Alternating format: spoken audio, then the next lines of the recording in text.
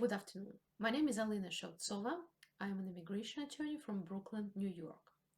In today's video, I would like to tell you about how one who possesses extraordinary ability may sponsor himself or herself for a permanent residency in the United States. What is required, what to prepare, and how it's practically is accomplished. So the United States laws allow a person who has what they called extraordinary ability to sponsor himself or herself for the permanent residency without the need of an employer to be sponsoring this person first.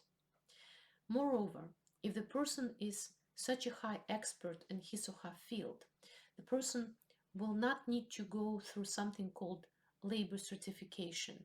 The person will not need to show that by working in the United States, he or she will take place of a United States worker, United States citizen. So this particular provision comes with a lot of benefits, so-called. No labor certification requirement, no need to have an employer or employment contract, but it's reserved for a small group of people. It's not so small as nobody can qualify for it, but it's smaller than some people may think. In other words, it's not for every scientist or every athlete who achieved some sort of result, but it's larger than, let's say, only Olympic champions, a group of only Olympic champions. So let's talk about the criteria.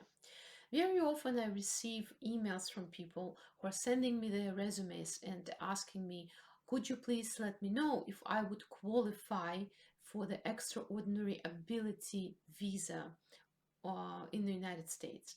And I'm going to tell you that just based on a resume, it's impossible to answer that question. Analysis itself takes much more than just a resume, and here is why. So let's start.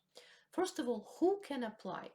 What the person should be doing to qualify to be able to take the chance on for this visa?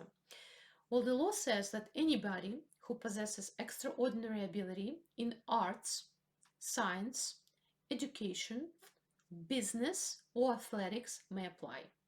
It means that almost any person, because these categories being construed very broadly, category of science, for example, it's not just mathematics or physics, it's broader than that. Let's say science of how to train somebody to achieve some results, right? Or business, let's say business. If a person is a very talented business person, they can file for themselves, and you can save yourself money instead of investing, let's say, $1 million into the United States, and now it's more than that, it's almost $2 million. If you can prove that you're a very talented business person in the area of business, you may basically save money and just file the filing fees. All right, so it's almost any field. With the field, we don't usually have a problem, okay? What we have a problem with comes next, and we're gonna go over it. So first, the person has to be of extraordinary ability. That's not it. The person will continue their work in the field that they declared. It's very important. It means that it's not just you come here and you're so wonderful and you're going to stay in the United States and not do anything. No, you have to provide evidence, usually in the form of your own statement or maybe some contracts, that you are going to work in the chosen field in the United States and you will substantially benefit the United States with your work. This criteria is usually met by default, I would say, but sometimes not. It depends on aspects of someone's case. So how one can prove if the person, he or she, is in fact a person of extraordinary ability? How can you show that? Is your resume enough? If you have some awards, will it count? Well, there are two major ways to do it. Way number one, um, you show that you have an award of international, high international value, something like a Nobel Prize, an Olympic medal, an award, let's say, in the film industry, right? Something like Oscars, right? Academy Award, something like that. But most of us will not have that. And most people, many people who do have that, they probably don't feel a need to file for the United States residency because they work on contracts and things like that. Maybe they do, but I feel that many don't. Many people will have awards and recognition, but not that. And it's okay. The law actually states that if you do not possess this high type of an award, you can still qualify to be recognized as a person of extraordinary ability if you can show that you sustained international or national acclaim by proving that you met 3 out of 10 criteria. I will publish this criteria in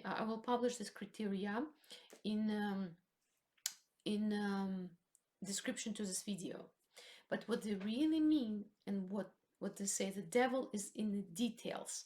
How exactly one can meet that or this or that prong, that what important.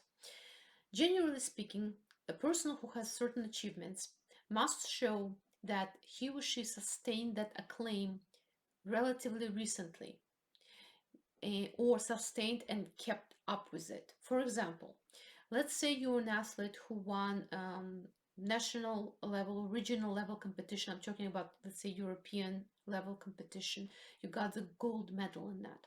If you had it 7 years ago and from that point on you didn't do anything, probably it will be hard for you to prove that you still enjoy that um, national, international acclaim. But if you have a consistent and recent records of achievements, this will probably will help you to meet the criteria. Okay, why do I say probably all the time? Because first you need to show that you had awards. This is one of the ways you can demonstrate that you are a person of extraordinary ability. But there are other ways, and you have to meet 3 out of 10 different ways. For example, you were a judge in different competitions of your peers, not, let's say, people who are, you were judging people who were below you on that level of acclaim. It has to be that you were a judge of your peers when you were judging. Or you have to show, for example, that you're a member of certain organizations, professional organizations, but not just every professional organization, but it was hard to receive membership in there, meaning that this organization is of a sort that doesn't accept everyone, but only distinguished people. Another out of 10, for example, criteria will be is that you received salary higher than your peers in the same field, in the same industry. Okay, so the money can be an expression of your recognition of high level of achievement. Let's talk about publications. Very often I receive inquiries. People say, well, I published my works in various magazines.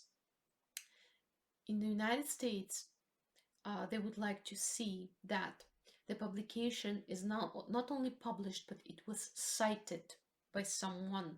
Someone actually relied on your publication. So you will need to prove that your publication was cited as well by someone else after you published.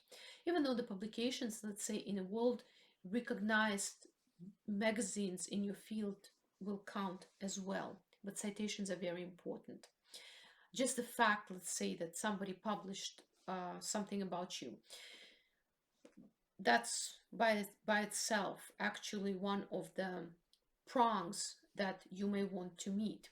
Let's say you're a person that enjoyed a lot of media attention, right? that there are articles published about you in magazines and newspapers. You can use that too. And the publications have to be recent. You have to produce a copy of that publication. It has to mention the author, the date when it was published, and the publications have to be in a paper format. Recently, United States took a position that internet-based publications, online publications, are not the ones that will be counted for these purposes. Wikipedia articles, for example, they don't like them too much because they say that Wikipedia article can be published by anyone because yes, that's how Wikipedia works. It can be published by anyone, but they miss the point that if you publish rubbish, the editors are going to scrape it off Wikipedia article. So my point is that there are technicalities that one must meet when he or she is trying to prove that he or she is a person of extraordinary ability. The evaluation process itself is not easy because let's say I tell you this is the criteria, can you prove it? And you will think, oh, maybe I can, maybe I cannot. Yes, I think I can. But then we go into what exactly is needed for each of those points. And that's where it can become technical. We have to take into consideration recent developments, recent requests for more evidence. What is it that the government is really looking for when they talk about each specific point out of the 10? Now, that's not it. What the government, in my experience, also relies on heavily would be so-called recommendation letters or letters by experts in your field, famous people who will state that yes, Maria Ivanova, for example, is a high-level musician or an athlete that deserves approval of the visa. And by the way, this is why I believe he or she is such a high expert. They have to provide their analysis, how they know you, based on what they render their opinion. And of course, we have to still prove that the person who is giving you their opinion is in fact an expert in the field and recognized expert in the field. So all that is like a big ball.